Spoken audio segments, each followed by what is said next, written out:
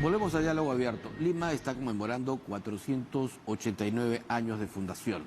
Vamos a analizar justamente el comportamiento de la sociedad y del urbanismo en nuestra ciudad, tomando como ejemplo, claro, la ciudad de Lima. Y para ello hemos invitado esta noche a Andrés Figalo, que es sociólogo, y nos va a explicar justamente sobre el tema del urbanismo y estas profundas desigualdades, buenas noches, antes que nada, que existen en nuestra sociedad, ¿no? Buenas noches, Ricardo, gracias por recibirme en tu programa. Efectivamente, hay unas desigualdades enormes en la ciudad de Lima, son bastante palpables y creo que las tramas urbanas las refleja muy bien, con mucha crudeza. Un ejemplo, ¿no? Y que está relacionado con el calentamiento global, además, como salía un artículo hace poco, que el sol no golpea igual en todas partes de la ciudad. Así es. Y eso está profundamente relacionado con las áreas verdes. Ahí donde hay más áreas verdes y los espacios están más y mejor arborizados, que son las zonas más consolidadas y mejor planificadas. Por ejemplo, la sensación térmica es mucho menor que en otras, ¿no? Es un ejemplo entre tantos de lo importante que es el urbanismo y planificar y pensar la ciudad. ¿Qué zonas de Lima muestran mayor proyección o mayor planificación?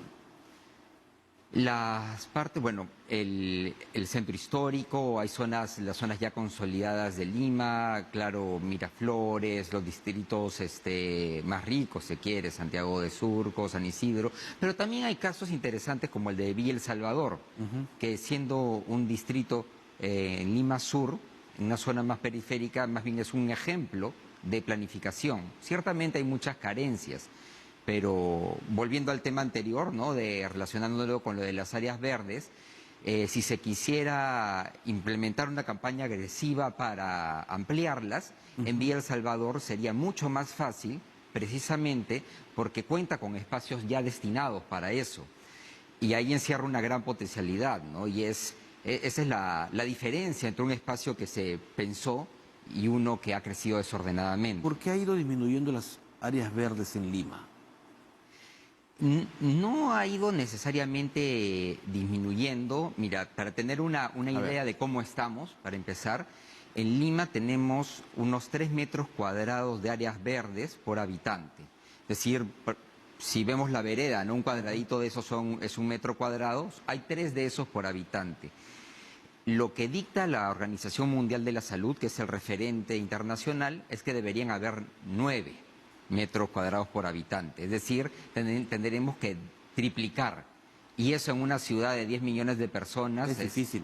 Es una tarea titánica. Imposible. No es imposible, es muy difícil, pero se puede hacer.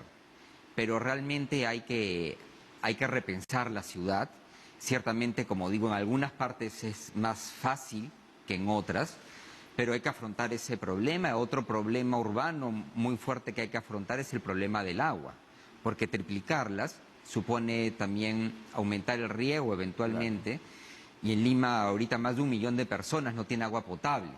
No podemos agarrar agua potable para regar parques tampoco, ¿no? Y hay que pensar en soluciones muy prácticas para eso.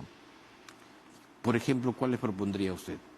Hay soluciones estructurales, que son las grandes, las costosas o de alta tecnología, como poner plantas desalinizadoras, que es una tecnología ya probada, pero es caro y eso yo creo que hay que hacerlo, pero va a tomar muchos años. Pero hay cosas que se pueden hacer ahorita. Por ejemplo, y con tecnología, como se llama low-tech, que está probada. Por ejemplo, una de esas son las mallas atrapanieblas. Eso, ahorita se acaban de inaugurar algunas más en Villa María del Triunfo, es tecnología ya probada. Son mallas, por ejemplo, de 20 metros cuadrados, tipo esa pared, una pared grande, que por día pueden sacar unos 300 litros de agua. Eso se puede implementar de manera rápida y sumamente barata. Entonces, hay cosas que ya podemos hacer y se hacen, pero el reto es hacerlo masivamente. Tener políticas urbanas consistentes y que se hagan masivamente para que realmente podamos ir ampliando estas zonas verdes que tanto necesitamos. Lima, o mejor dicho, la Municipalidad de Lima proyecta siempre un plan de planificación urbana hacia determinada cantidad de años en adelante. En esos trabajos que se han hecho, en esas proyecciones, ¿cuánto se incluye mejorar este urbanismo y sobre todo incluir las áreas verdes? Este, eh, claro, efectivamente existe el plan. Que es el plan de planificación metropolitana. Así es. El problema del plan es, me parece a mí, hay varios, en realidad tiene objetivos muy ambiciosos, no incluye mucho cómo lograrlos y ciertamente necesita de mucho presupuesto que la misma municipalidad no tiene, porque tiene que atender tantas cosas. Yo creo que debería el plan tener algunas priorizaciones más claras, por ejemplo, en estos trabajos con espacios públicos y ser muy estratégicos con el presupuesto. En este tema del que estábamos hablando, por ejemplo, como digo, hay esas tecnologías o tecnologías que también están probadas, como el tratamiento de aguas, ¿no?, residuales, que en vez de que vayan a la Chira, donde, bueno, ahora hay una planta de tratamiento, felizmente, ¿no?, pero igual que terminen en el mar, pueden tratarse de forma, como digo, más masiva, porque ya es algo que sucede, y seguir y rápidamente atender problemas que ya tenemos. Entonces, ¿es necesario repensar en un nuevo plan urbano en Lima? Sí, yo creo que sí, definitivamente. Se necesita repensar el plan que existe. Necesitamos también una entidad que verifique su cumplimiento, porque tener un plan que no es realista en relación con tus recursos y que no tienes entidades que te están fiscalizando y controlando, en verdad es tener un documento que se ve bonito y todo, pero que no va a lograr sus resultados. Yo creo que hay que ser mucho más consistente ahí. Correcto. Y en eso tendremos que apuntar a un trabajo conjunto entre municipios o tendremos que apuntar ya hacia el gobierno central. Ambos, definitivamente.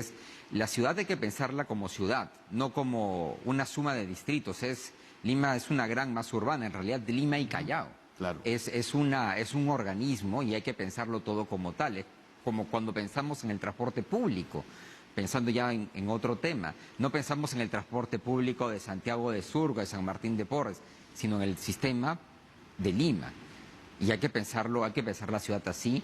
Y como en el caso del transporte público, obviamente es necesario que entre el gobierno central aportando capacidad de gestión y presupuesto, sí.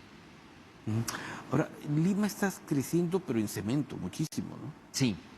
Y eso de alguna manera afecta lo que significa este plan de planificación en cuanto a lo que significa áreas verdes. Sí, Lima se está convirtiendo en una gran isla de calor. Que era lo que nos contaba al inicio.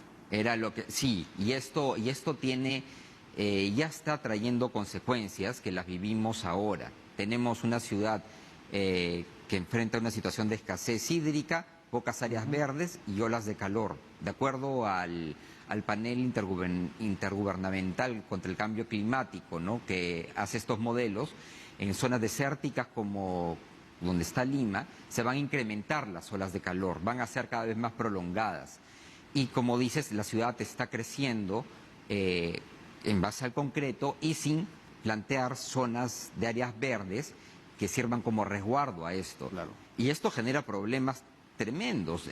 Un problema de salud pública es la deshidratación, que afecta a la gente más vulnerable, mujeres embarazadas, ancianos, la gente que trabaja en construcción, muchos trabajadores informales. El calor también afecta a nuestra productividad. Se pierden millones de horas al día de productividad por eso. Y nuestra calidad de vida disminuye. Salir cuando hay una ola de calor terrible sin un árbol que te pueda guarecer de ese calor, hace una ciudad invivible, ¿no? Es un problema social. Entonces, y esto que te cuento son cosas que vivimos ahora y que se van a agravar. Entonces tenemos que empezar a solucionarlas ya. Correcto.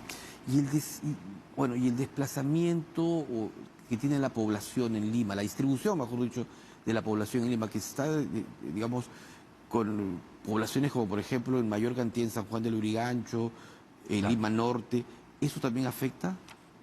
Sí, definitivamente Lima hace poco salió un reporte, es la segunda ciudad con peor tráfico, o sea que más tiempo de desplazamiento le cuesta a sus habitantes después de Bogotá, en toda Sudamérica.